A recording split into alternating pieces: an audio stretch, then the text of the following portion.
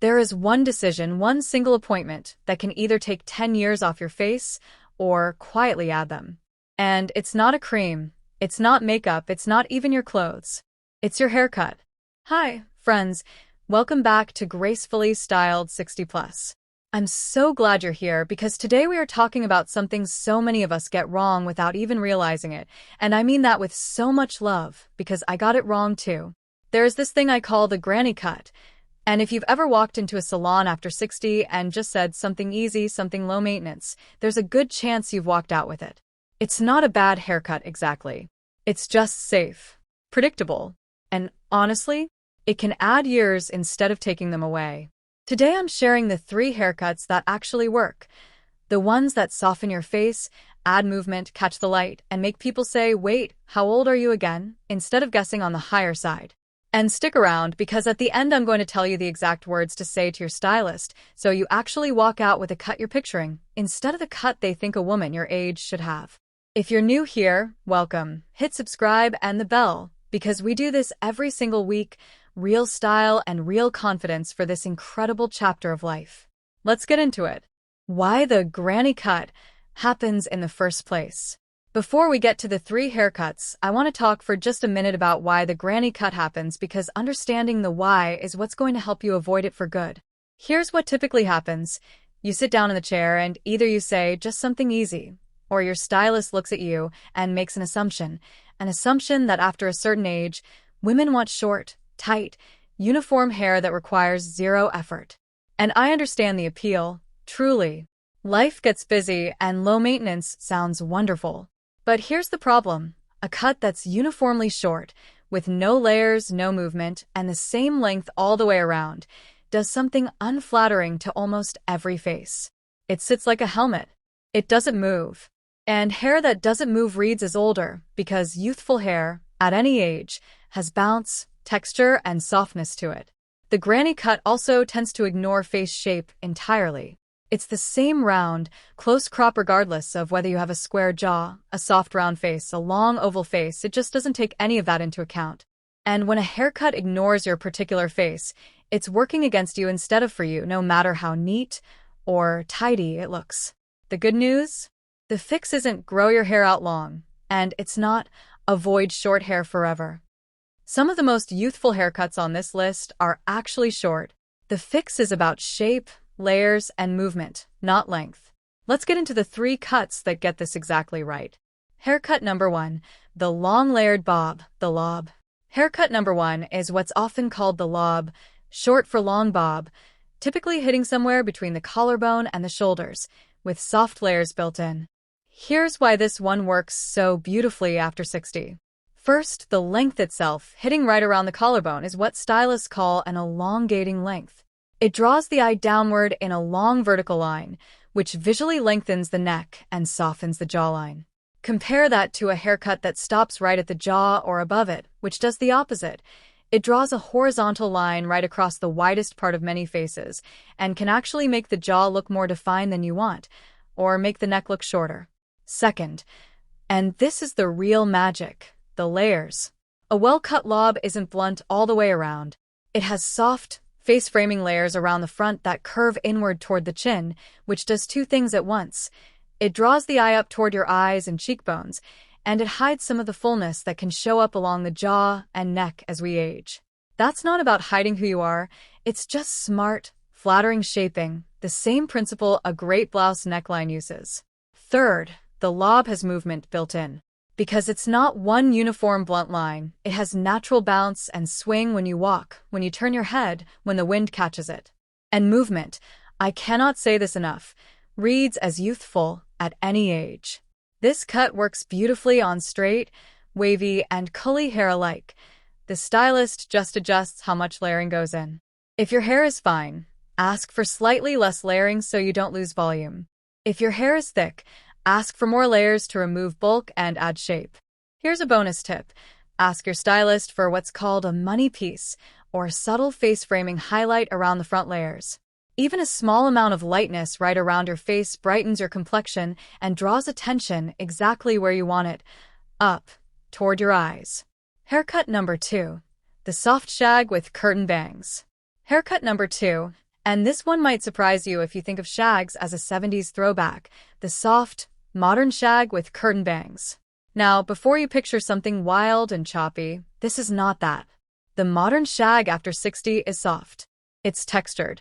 It's layered throughout, not just at the ends, which means it has movement at every level of the hair, not just the bottom.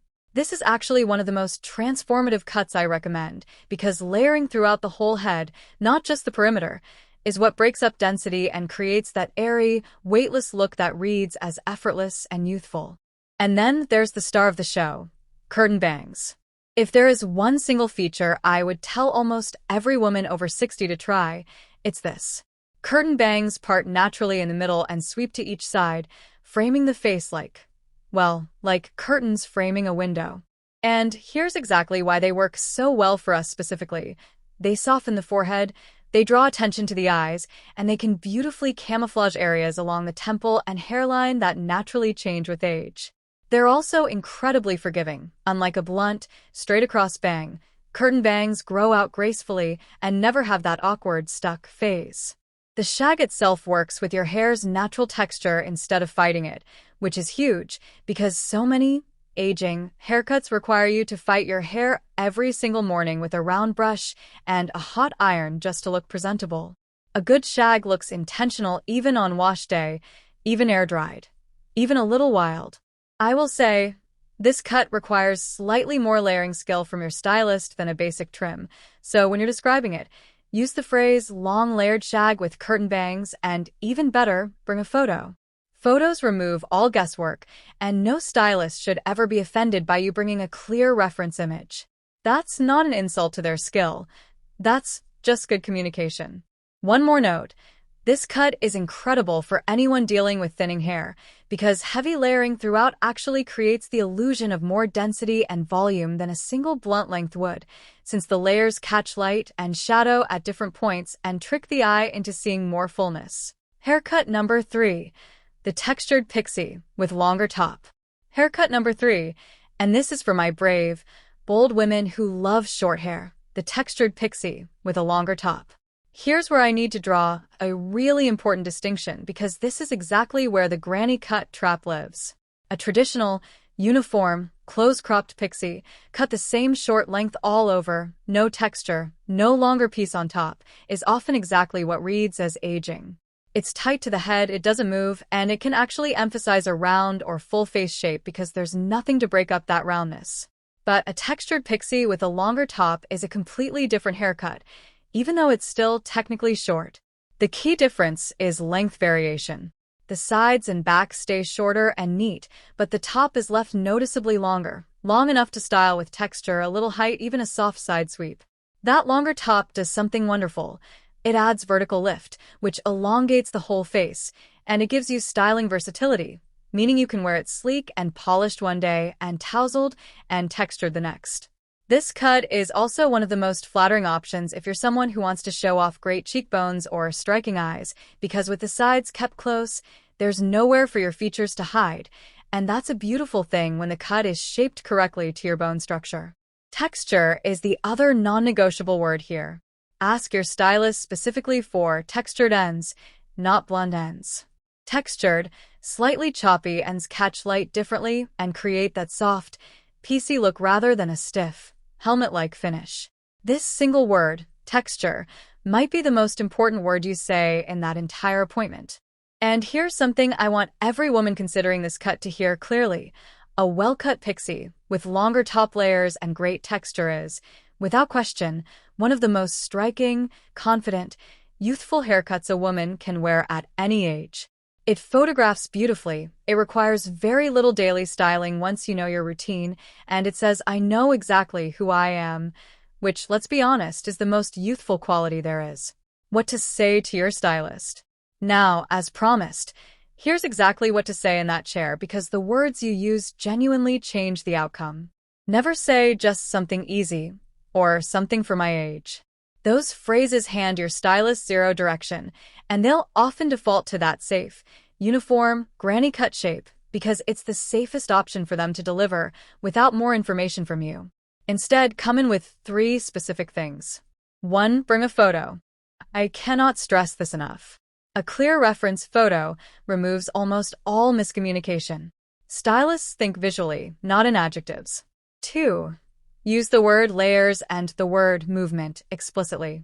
Say something like, I want soft layers that move, or I want texture, not a blunt, uniform cut. These are trigger words that shift a stylist's whole approach. 3. Mention your face shape and what you want to soften or highlight.